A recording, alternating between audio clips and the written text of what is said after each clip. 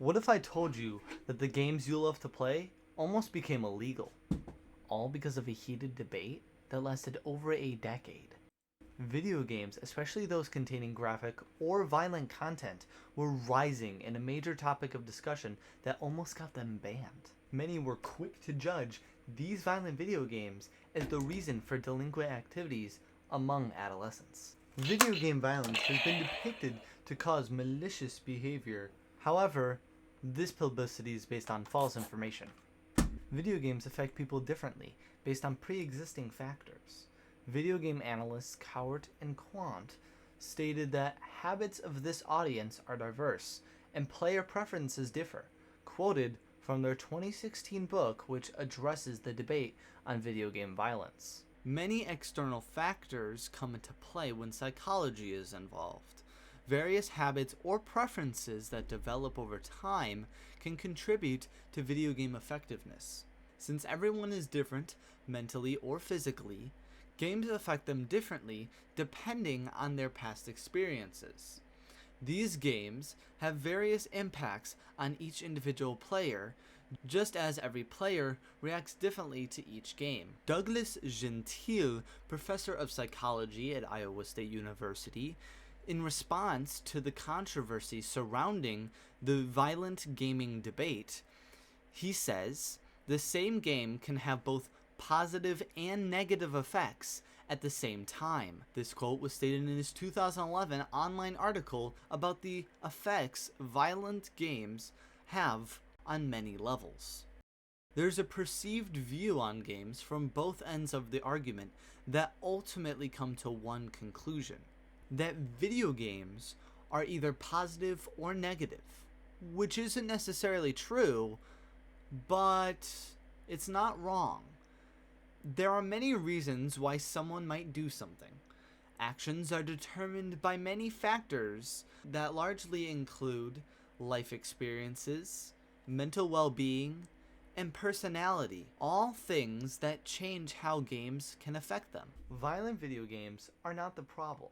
Aggressive behavior is caused by the individuals themselves and external factors that are triggered by video games. This means video games aren't causing this behavior, at least not without anything else to influence it. Video games have a very minimal impact on the mind of a player.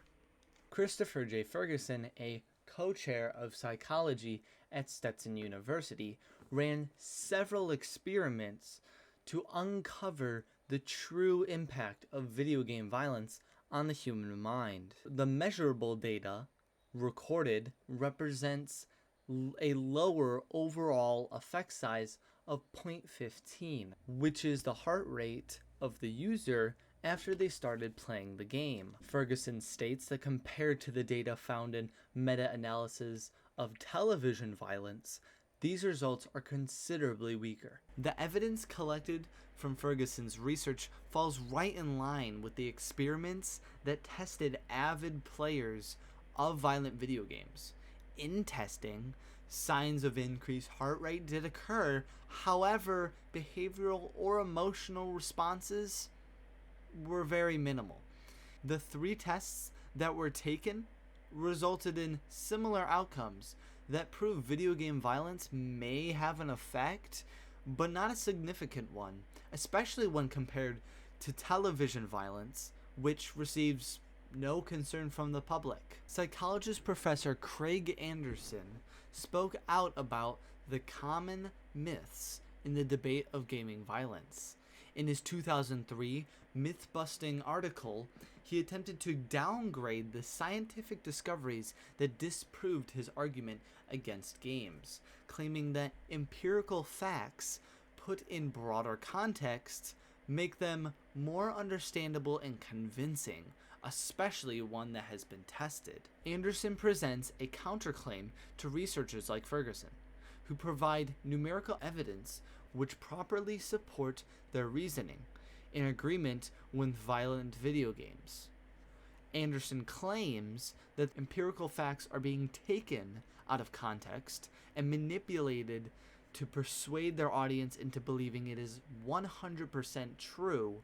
However, despite these accusations, Anderson has yet to release any compelling support to accurately back up his claims, while Ferguson's research conclusion is proven true by other credible sources who have analyzed this topic, reaching the conclusion that violent video game content presents a very minimal impact on the player's aggressive behavior. Experiments have shown the result of video games' impact on adolescents. Their effects, on average, are seen to have less harmful influence than many other media-driven technology, like smartphones or television, which has previously been determined as safe for consumption.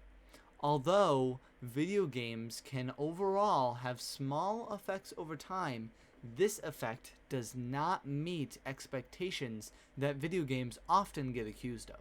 Government officials have set many unnecessary restrictions on video games. As the popular video game series known as GTA entered the spotlight, it soon became infamous for being one of the most controversial video games in gaming history. Because of its chaotic nature, it attracted lots of negative publicity.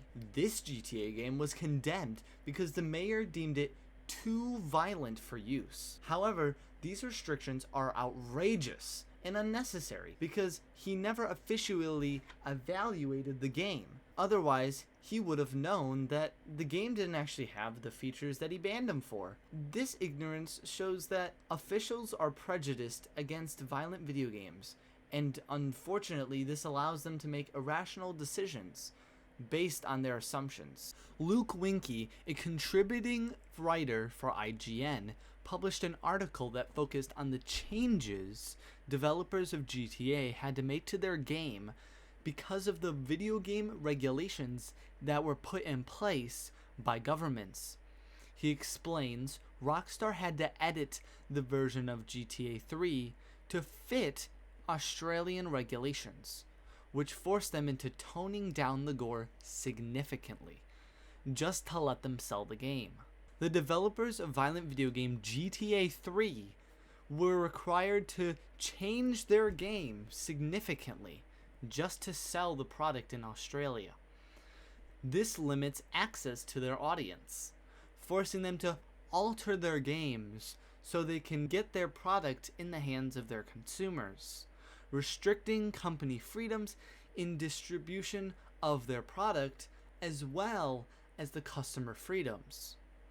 Government rules and restrictions on certain products between countries is nothing new, but they have no valid reasoning for these precautions. There was no proven or factual reasons for restricting the content offered in violent video games, because these government officials control the use of violent video games without any need to explain these actions. With this evidence, it is proven that the people with power have the ability to make rules against violent video games based on their personal beliefs. Video game violence has been believed to cause aggressive and hostile behavior.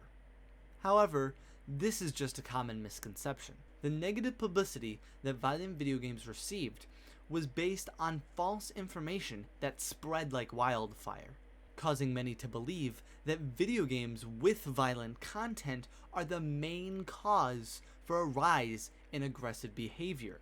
Despite these opinionated beliefs, it has been proven with these sources that video games aren't the reason for this aggressive behavior. That being said, evidence against violent video games do not live up to the publicity that they have received, as it largely took part in yellow journalism that created conflict between communities, sparking drama that was held up by one big misconception. Now knowing the real effects of violent video games, you might want to try one out. You might find interest in games you would have otherwise refused to play, not to mention the wide variety that is the gaming community.